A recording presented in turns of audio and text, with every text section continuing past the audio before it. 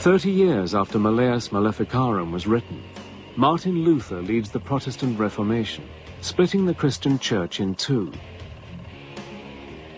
Each faction, Protestant and Catholic, claims the other is in league with the evil one. Both sides use Malleus Maleficarum to find Satanists, and not just in order to destroy them. Witch hunting is a kind of scientific quest. The idea is, if you can understand witches and the devil, you can fight them. The whole business of witch hunting is almost a sort of intellectual research project. I need to gather a bit more data about, what demons do. So I'm going to interrogate a few more witches to get a bit more data, and then I'm going to write it up in my book. The cutting edge of scientific inquiry. Right across Europe, hysteria about Satan sweeps Protestant and Catholic countries alike. In Scotland, James VI, one of the best educated kings in Europe, is so caught up in the craze, he writes a book about the devil and witchcraft. Called Demonology, James' book sets out to prove that Satan-worshipping witches are everywhere, and that they are the gravest threat to the security of the state. He surrounded himself with advisors, and mainly religious advisors, who would protect him from the demons that he feared so much. He saw it everywhere. Well, James was certainly quite militant about this. He thought he was fighting a war. Even as James leads the fight against the devil and the forces of evil, the devil is helping James to keep his crown.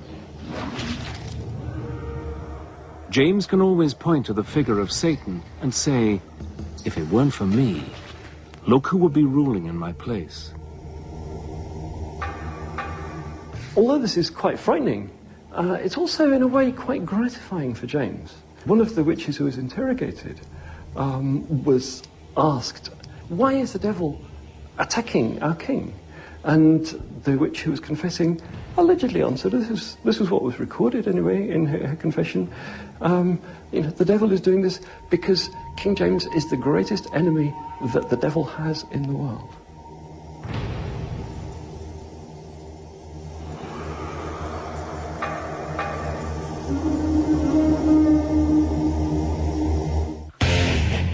When the New World of the Americas is colonized by Europeans, the devil travels with them.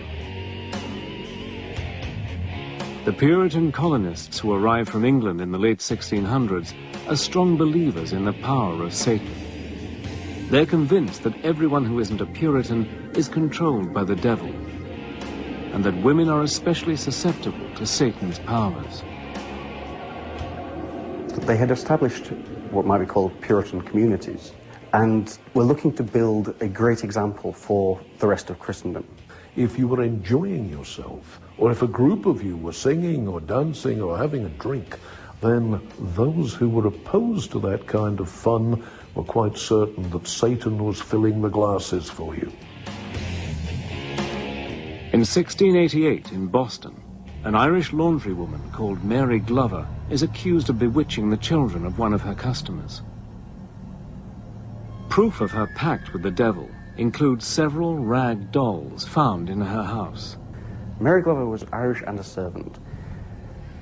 Her first language was Gaelic, and one of the tests to prove that you weren't a witch was to speak the Lord's Prayer. The linguistic difficulties meant that she couldn't speak the Lord's Prayer without, as they saw it, blaspheming. She was hanged as a witch in 1688.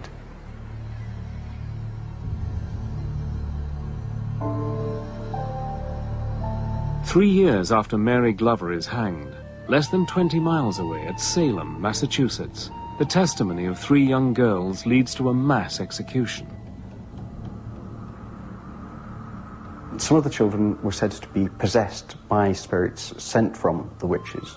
And so when they were standing witness, they were performing being possessed. In the Salem witch hunt, 150 people are arrested.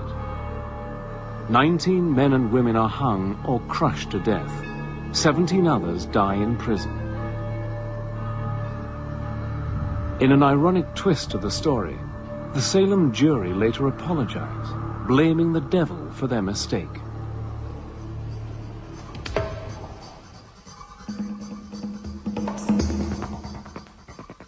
By the 1700s, the witch craze in America and Europe is almost over. A new, more scientific view of the world is gaining ground. Modernism, as the project that we get from the 18th century Enlightenment, actually banished religion, superstition, and all of that, and just said that that belongs to the Dark Ages. We're now in the modern world. We believe in facts, we believe in science, and if you want to be religious, that's a private option which you can go and practice somewhere else. Although the witch hunts have ended, and the educated classes of Europe and America even start to question whether the devil exists, in the folk tales of ordinary people, Satan lives on. But he's very different from the formidable and terrifying devil of the witch-finders. One of my own favourites is that of Dunstan, who was a very powerful blacksmith. The devil arrives and asks to have his shoes replaced. And he simply gets hold of his nose with two red-hot tongs and throws him out. And that is a very, very different devil. That's a devil that you can put in his place. By now, the devil has shed some of his ugliness and crude habits. In fact, he's often a member of the decadent aristocracy. He's a handsome gentleman dressed in fine clothes and mixing in fashionable company. Like Hades, the Greek god of the underworld, and the Satan of the ancient Gnostic heresies, this Satan controls the material world of wealth, power, and sex. He can give all these things to you if you promise him your soul. The most famous of all devil folk tales is the story of Faust. The devil, in the form of the clever and devious Mephistopheles, offers to grant Faust all his wishes. But there's a price. One of the things that many necromancers or people using necromantic spells are interested in is how to get women into bed. Faust is very interested in that, and he gets all kinds of women, including Helen of Troy. Faust's bargain with the devil ends in disaster for Faust. Mephistopheles calls in his debt, and Faust dies horribly. The devil takes him away to spend eternity in hell.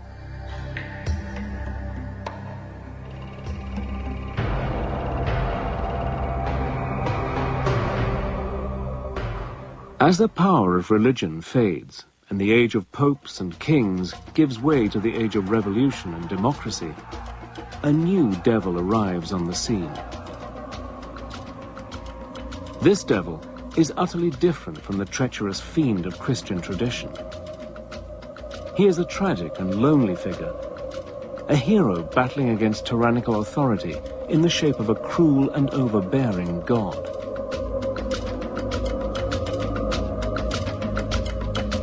Satan is now a brave and handsome rebel. And so you get the kind of romantic view of Satan as not really a villain or an evil person at all, but the opposite of that. Satan is a good guy who's challenging the boss. In the age of Romanticism, we find the poets, particularly like Byron, creating a Byronic hero who is somehow dark and sinister and has a past. And so, far from being something to shun and something to fear, the devil is admired.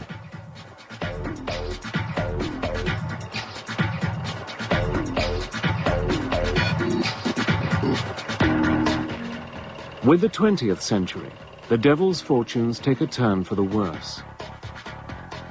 No longer feared or admired, he becomes a figure of fun. He even joins the world of commerce, helping to sell products from wine to chocolates and beer.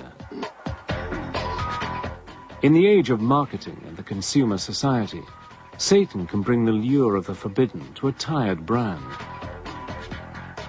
It's a long way from an apocalyptic war between good and evil. It has been a hallmark of the